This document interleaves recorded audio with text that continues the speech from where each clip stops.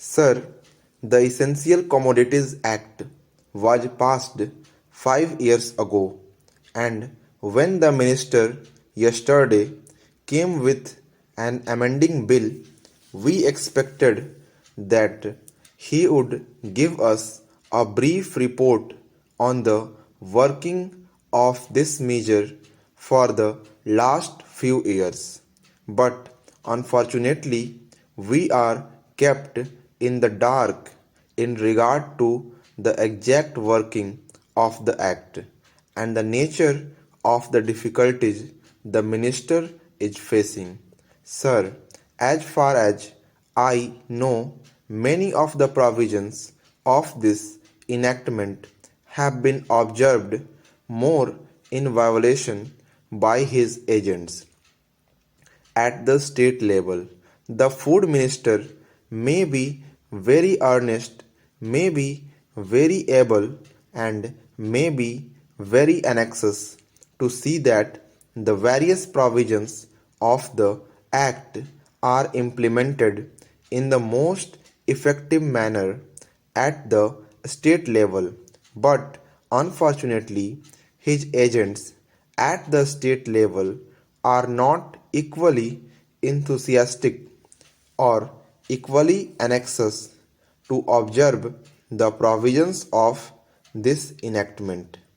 The most important objectives of this enactment are to control the supply and distribution of commodities and to maintain a stable price level. In regard to both these aspects, I am afraid that the government has failed to realize the objectives in view. Some time passed when there was scarcity of food grains, attempts were made to make procurement from certain wholesale merchants and from rice mills. In my own state, I know of many instances of such procurement where, after making known that certain things had to be done and certain steps had to be taken by the merchant community, nothing was done later on by the government, when they found that these very orders of the government were violated. As a result of the violations, there was a consequent rise in the prices of food grains. In respect of other commodities like iron and steel, paper, etc., we see a lot of speculative activities. But the provisions of the Act have not been brought to bear on them. Perhaps no case of prosecution was launched against those people who contravened the various provisions of the Act. We are interested to know in how many cases the government have taken steps to prosecute individuals who have violated the various sections of the Act. The minister said that the powers under the Act were not adequate. We sympathize with the food minister, but I want to know what action has been taken in this regard by the various state governments. Para. In regard to the amending provisions, I want to know from the minister what would be his difficulty even if minor offences are taken to courts of law. For instance, the Motor Vehicles Act deals with various offences, both major and minor, and various minor offences under the Act are taken to courts and people are prosecuted. What is the difficulty in taking these cases of a minor nature to courts of law. There, the people will have some safety that they will get a hearing, and if the offences are really offences, then they would be prosecuted. Otherwise, they will be acquitted.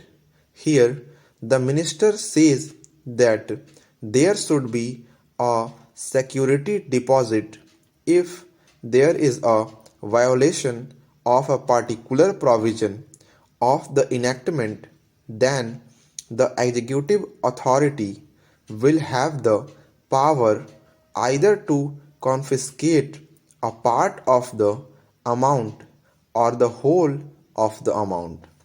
We are clothing the executive authority with more powers.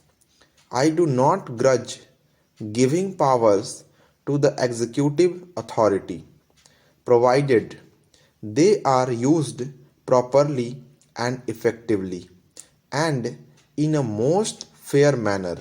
But unfortunately, there have been discriminations apart from the ineffectiveness of the various provisions. Wherever these provisions were used, there had been discriminatory use of these provisions against a few or in favor of a few. Normally, when officers are clothed with more powers, there is large scope for corruption.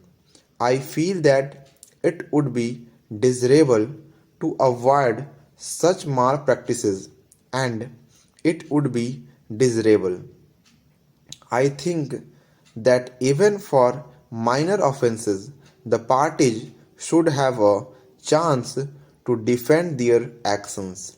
I do not think that this problem of dealing with minor offences will become complex or complicated in any way if we take them to courts of law. I want a reply from the minister in what way he is suffering from a handicap in dealing with minor offences or offences of a technical nature. Para.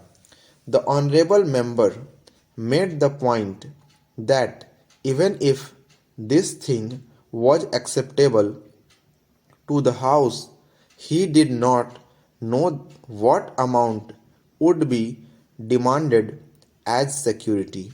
So, the minister should tell us what amount is normally expected from a licensee in all cases and what the offences are which are of a technical or minor nature which he has in view. We are not told which are major offences and which are minor offences. Clarifications on these points are necessary. Para. I wish that the act which came into effect long ago was implemented properly. I know that the minister here is very earnest in implementing it, but his colleges at the state level and at the central level are disappointing him.